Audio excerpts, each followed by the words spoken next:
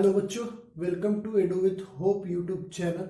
और आज के वीडियो में जनरली अगर हम बात करें तो स्केलर और वेक्टर के बारे में पढ़ेंगे कि स्केलर क्या होती है और वेक्टर क्या होती है। ठीक है, तो सबसे पहले अगर हम बात करें इससे पढ़ने की हमें जरूरत क्या पड़ी, तो जनरली अगर हम बात करें तो मैं अभी फिलहाल क्लास 9 का एक वीडियो मोशन एंड रेस्ट आपका एक चैप्टर लेके आया हूँ। ठीक है, जिसमें हम फिजिक्स के बारे में पढ़ रहे हैं, फिजिक्स के रिलेटेड ये चैप्टर है। ठीक है, तो इसमें हम स्केलर और वेक्टर का यूज पढ़ेंगे। ठीक है, तो इस कारण से हम इस चीज को पढ़ना मैं पढ़ा रहा हूं ताकि आपको ये चीजें समझ में आए, और बहुत ही बेसिक चीज है, इसे समझना बहुत जरूरी है। ठीक है, तो स्टार्ट करता हूं मैं आज का सेशन। तो देखिए स्केलर और वेक्टर होता है क्या। ठीक है, तो स्केलर और वेक्टर सबसे पहले अगर बात की जाए कि ये चीजें हैं क्या, तो ये एक तरह की फिजिकल क्वांटिटीज है। ये क्या है? Physical quantities.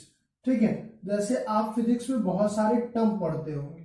टर्म कहने का क्या मतलब, आप पढ़ते हैं फोर्स, आप पढ़ते हैं डिस्टेंस को, आपने पढ़ा होगा डिस्प्लेसमेंट, आपने पढ़ा होगा स्पीड।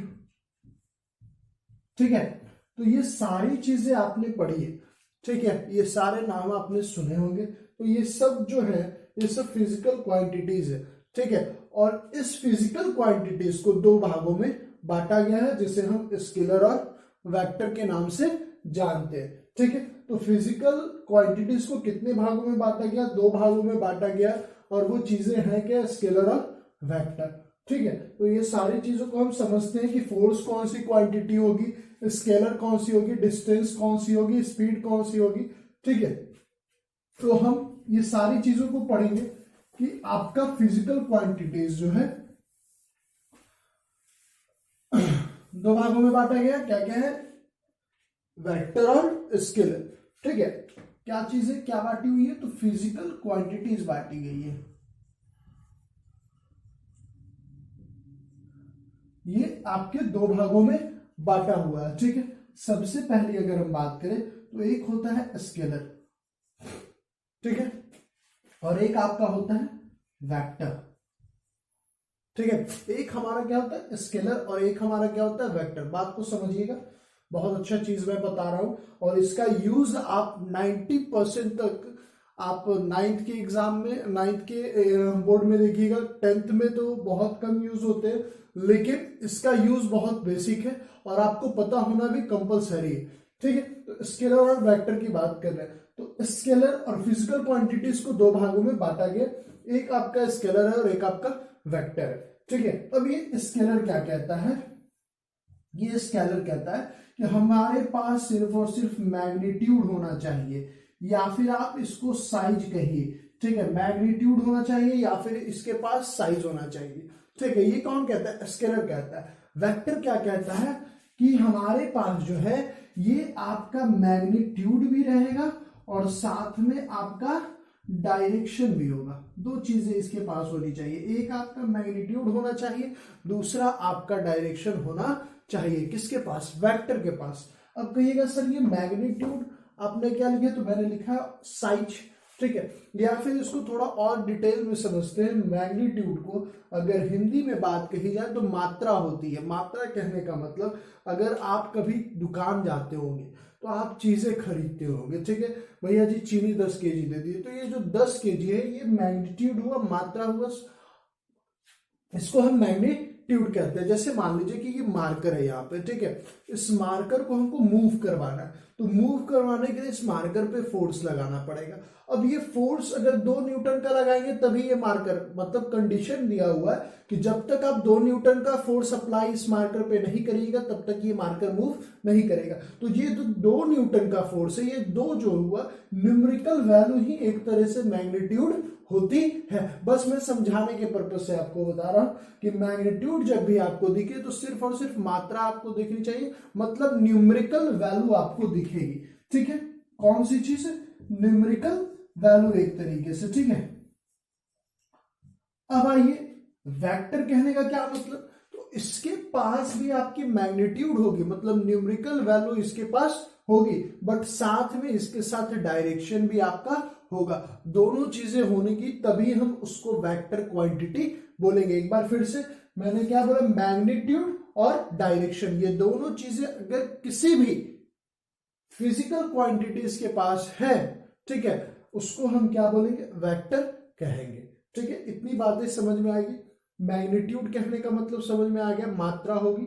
ठीक है, डायरेक्शन का मतलब हमें बताने की जरूरत नहीं है, इसका मतलब दिशा होता है। ठीक है, अगर आप इसको हिंदी में पढ़ेंगे तो इसको अदिशा बोला जाता है, अदिश बोला जाता है, और इसको सदिश बोला जाता है। सदिश मतलब जिसके दिशा के साथ, तो सदिश।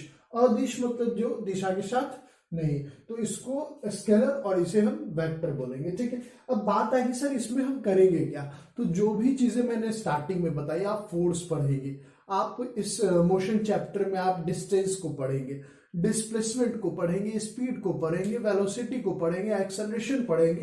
तो ये सारे जो टर्म है यहाँ पे आपको बहुत ज्यादा यूज आएगा। तो कौन सा टर्म आपका स्केलर होगा और कौन सा टर्म आपका वेक्टर होगा, इसके तहत टोटल चीजें हमें पढ़नी है। ठीक है, तो वेक्टर अगर आपसे पूछा जाए तो मैग्नीट्यूड विद डायरेक्शन, मैग्नीट्यूड और डायरेक्शन होगा। अगर आपसे स्केलर पूछा जाए तो सिर्फ और सिर्फ मैग्नीट्यूड आप बोलिएगा, आपका काम चल जाएगा। ठीक है, तो अब थोड़ा सा डिटेल पढ़ते हैं।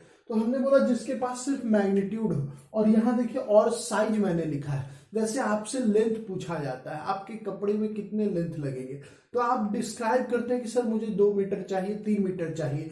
ठीक है, मुझे बड़ा चाहिए, छोटा चाहिए, आप सिर्फ उसकी मात्रा बताते हो, हाँ 2 सेंटीमीटर नहीं 5 मीटर।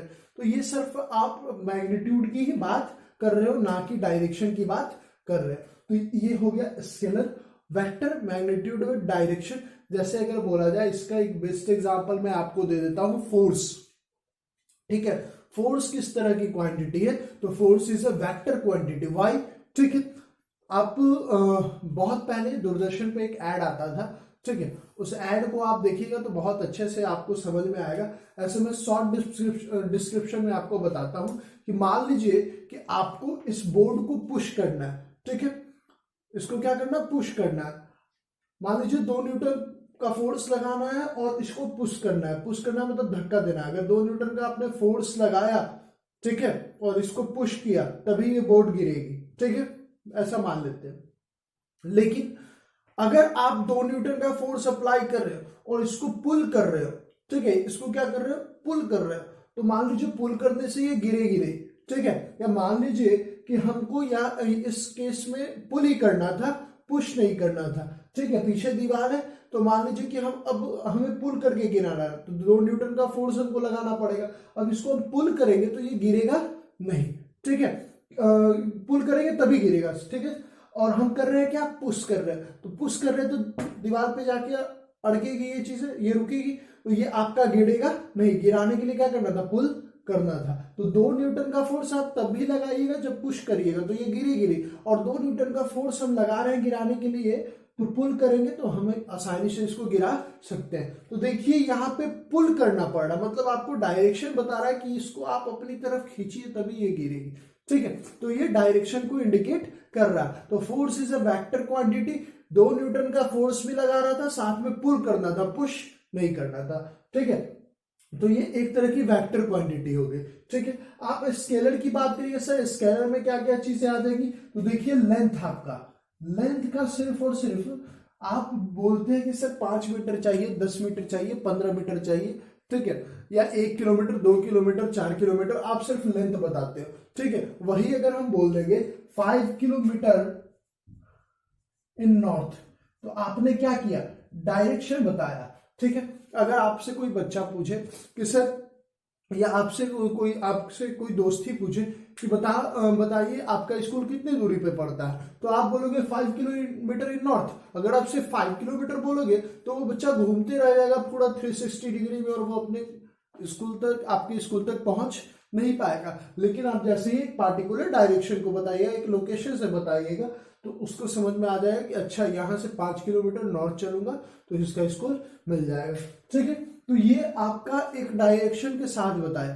ठीक है, और एक विदाउट डायरेक्शन बताएगा, दोनों में आपका अंतर हो जाता है, जो अगले वीडियो में हम पढ़ेंगे, आपका डिस्टेंस और डिस्प्लेसमेंट। ठीक है, तो फिजिकल क्वांटिटी में आप स्केलर और वेक्टर पढ़े। स्केलर में आपका एक लेंथ मैंने एग्जांपल लिख दिया। आप आगे पढ़िएगा डिस्टेंस के बारे में, तो ये भी आपका क्या है, आपका स्केलर ही है, ठीक है। आप मास के बारे में पढ़ते होंगे, ठीक है, तो मास भी क्या है आपका स्केलर है। वेक्टर में हमने क्या क्या पढ़ा, वेक्टर में एक चीज हम जाने फोर्स जाने, ठीक है, मैं वही टर्म लिख रहा हूं जो अभी आपको फिलहाल पढ़ना है, ठीक है। फिर एक्सेलरेशन, ठीक है। एक विवादित चीज आती है करंट। करंट कैसा चीज है, ठीक है। तो करंट जो है, करंट जो आपका है ये आपका एक स्केलर क्वांटिटी है, लेकिन आप जानते होंगे कि करंट जो फ्लो करता है वो पॉजिटिव टू नेगेटिव फ्लो करता है, तो इसका तो डायरेक्शन फिक्स है कि हमेशा पॉजिटिव टू नेगेटिव फ्लो करेगा। और आप बात करते 2 एम्पियर, 4 एम्पियर, 5 एम्पियर की, तो यहाँ पे इसके पास मैग्नीट्यूड भी है, तो मैग्नीट्यूड भी है, डायरेक्शन भी करंट का फ्लो करने का है, फिर भी ये क्या है स्केलर क्वांटिटी है। रीजन क्या है, ठीक है, तो ऐसा माना जाता है, ऐसा कहा जाता है, वेक्टर जनरली जो चीज है वो आपको क्लास 11th में पढ़नी है, और कहा जाता है एक आपको वहां पे टर्म पढ़ना ट्रायंगुलर लॉ ऑफ एडिशन, ठीक है। तो ट्रायंगुलर लॉ ऑफ एडिशन को ये फॉलो नहीं करता है, जिसकी वजह से इसको हम स्केलर क्वांटिटी कहते हैं। या फिर आप ये भी कह सकते हैं कि करंट जो बनता है वो दो स्केलर क्वांटिटी से बनता है। करंट जो होता है वो चार्ज बाई टाइम होता है, Q बाई टी, ठीक है। तो दोनों आपके स्केलर क्वांटिटी है, ठीक है, जिसके रेशियो की वजह से इसका आपका टर्म स्केलर माना जाता है, ठीक है।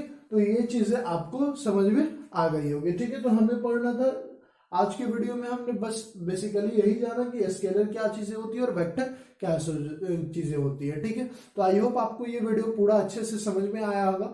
अगर समझ में आया होगा तो please subscribe and like our YouTube channel. धन्यवाद वीडियो को पूरा देखने के लिए।